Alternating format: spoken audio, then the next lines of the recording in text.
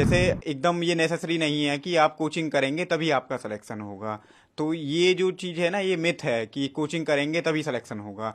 इसके लिए मैं मतलब थैंक्स करना चाहूँगा अपने माता पिता को, जिन्होंने काफ़ी फाइनेंशियल कॉन्स्टेंट्स होने के बाद भी मेरी बहनों ने, मेरे मम्मी पापा ने काफ़ी स्ट्रगल किया मेरी ये पढ़ाई सस्टेन करने के लिए। जब कंटेंट डिज़ाइन कर रहा था तो मेरे बात दिमाग में एक चीज़ आ रही थी कि मैं 7-8 घंटे यहाँ दूंगा इस कंटेंट डिज़ाइन में, उतना टाइम अगर मैं अपनी सेल्फ स्टडी के लिए दूं तो मैं इससे कहीं बेहतर कर सकता हूं। हाँ सर, वो तस्वीर रियल है, वो वास्तविक है, वो मेरे ही घर की है। और मैं सर एक लोअर मिडिल फैमिली से बिलोंग करता हूँ। तो सर तस्वीर वास्तविक है वो। मेरा उन सभी लोगों से कहना है जो कि फाइनेंशियल क्रंच की वजह से तैयारी नहीं कर पा रहे हैं या जो गिव अप करने की सोच रहे हैं, उनसे मेरा एक ही कहना है कि ये एग्ज़ाम लॉन्ग प्रोसेस है और इसमें कई बार ऐसा होता है कि कोचिंग की ज़रूरत पड़ती है। लेकिन जो आपके फाइनेंशियल इशूज हैं वो आपके कांस्टेंट नहीं बनने चाहिए। आप इसके लिए कई तरह से चीज़ें कर सकते हैं।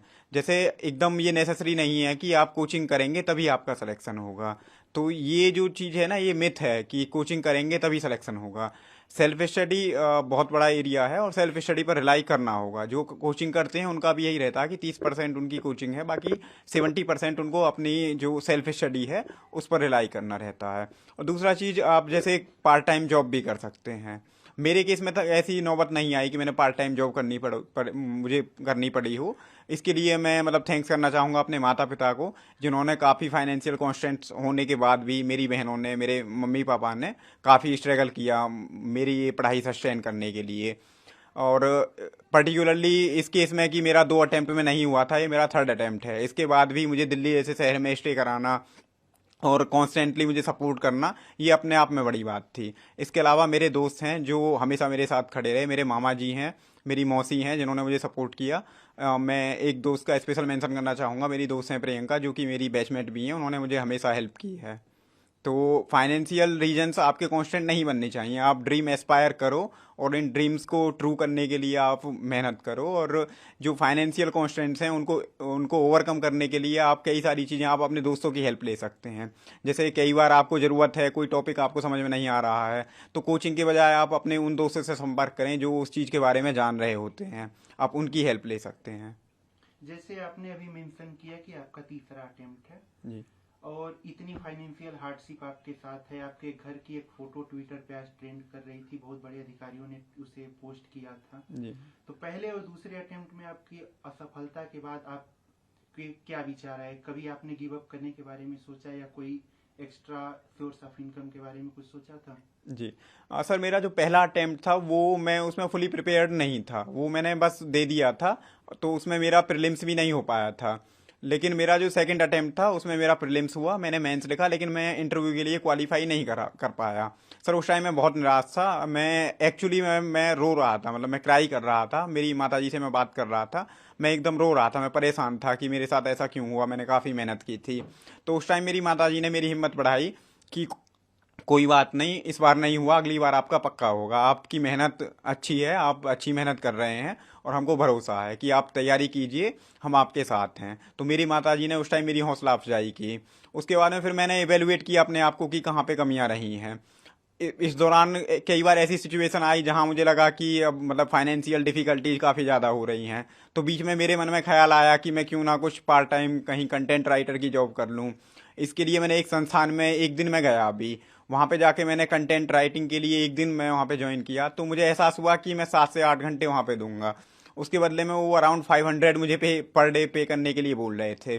तो मेरे दिमाग में वहाँ बैठे बैठे मैं जब कंटेंट डिजाइन कर रहा था तो मेरे बात दिमाग में एक चीज़ आ रही थी कि मैं 7-8 घंटे यहाँ दूंगा इस कंटेंट डिजाइन में, उतना टाइम अगर मैं अपनी सेल्फ स्टडी के लिए दूं तो मैं इससे कहीं बेहतर कर सकता हूँ।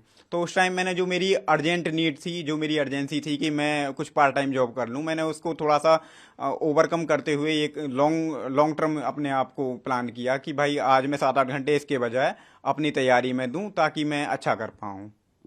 आपके घर की एक फोटो इंस्टाग्राम और ट्विटर पे वायरल हो रही है, उसके बारे में आप क्या कहना चाहेंगे? आपके घर पे गैस सिलेंडर नहीं है, एक घर की फोटो है, सामने पशु है और कुछ लोग मिठाइयाँ बांट रहे हैं, उसके जी। बारे में आप क्या कहना चाहेंगे? हाँ सर, वो तस्वीर रियल है, वो वास्तविक है, वो मेरे ही घर की है। और मैं सर एक लोअर मिडिल फैमिली से बिलोंग करता हूँ।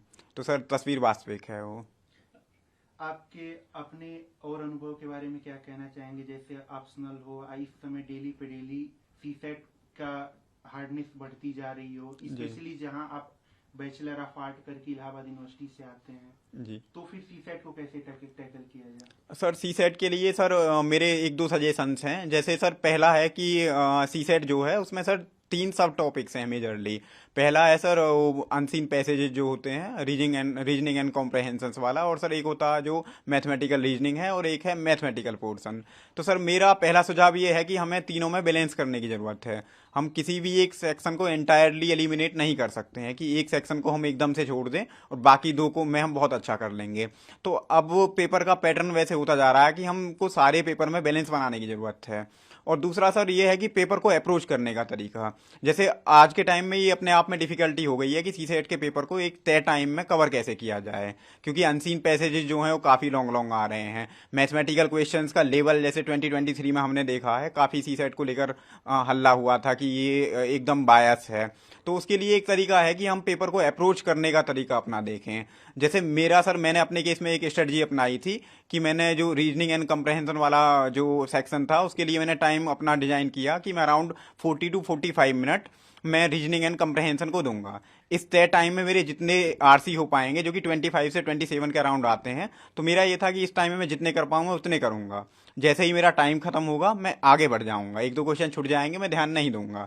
उसके बाद में जो अराउंड 1 घंटा और 10 मिनट या 1 घंटा 15 मिनट बचेगा उसमें मैं रीजनिंग वाला पोर्शन और मैथमेटिकल पोर्शन करूंगा। उसमें भी सर मेरी प्रायोरिटी ये थी कि जो मतलब लो हैंगिंग फ्रूट्स हैं, जो इजीली डूएबल क्वेश्चंस हैं, मैं उनको पहले करूंगा, और जो डिफिकल्ट क्वेश्चंस हैं जिनमें मुझे लग रहा है कि टाइम लग सकता है उन्हें मैं दूसरे बार